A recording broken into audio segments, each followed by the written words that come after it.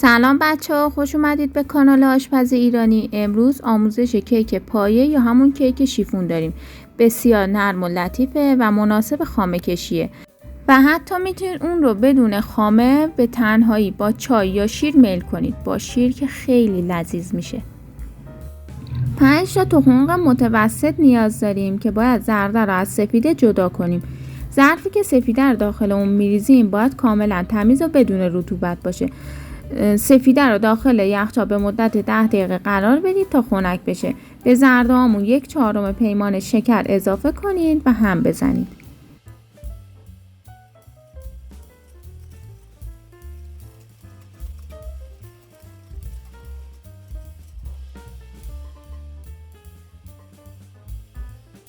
به 1/4 پیمانه آب گرم نیاز داریم. آب جوش نه، آب گرم، که اونو به شکر و تخم مرغ اضافه میکنیم تا شکر زودتر حل بشه و اون مرحله کرمی رنگ شدن زرده تخم مرغ سریعتر به عمل بیاد.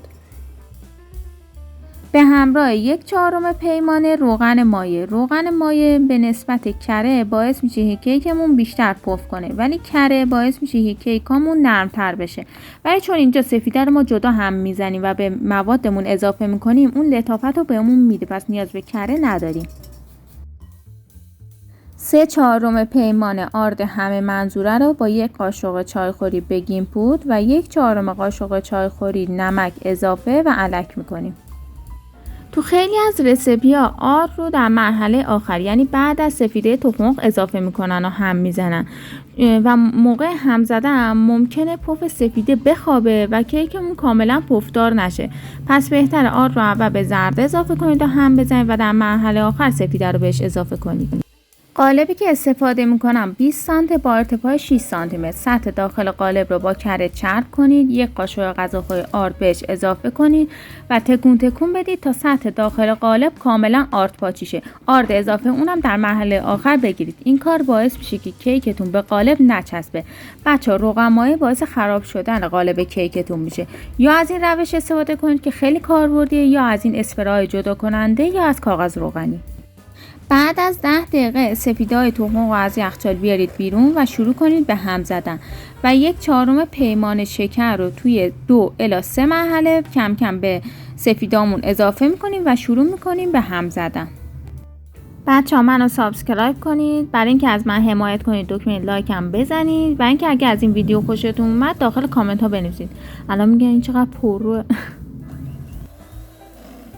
تا زمانی سفیده رو هم میزنیم که موقع برگردوندن سفیده از ظرف جدا نشن و این شکلی قله‌ای بشه، یعنی به صورت قله بشه.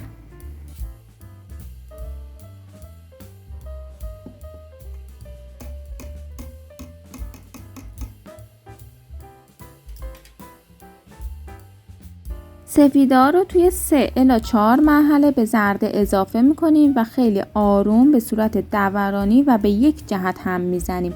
اگه اونو تون تون هم بزنید پف سفیدهاتون میخوابه و کیکتون خراب میشه.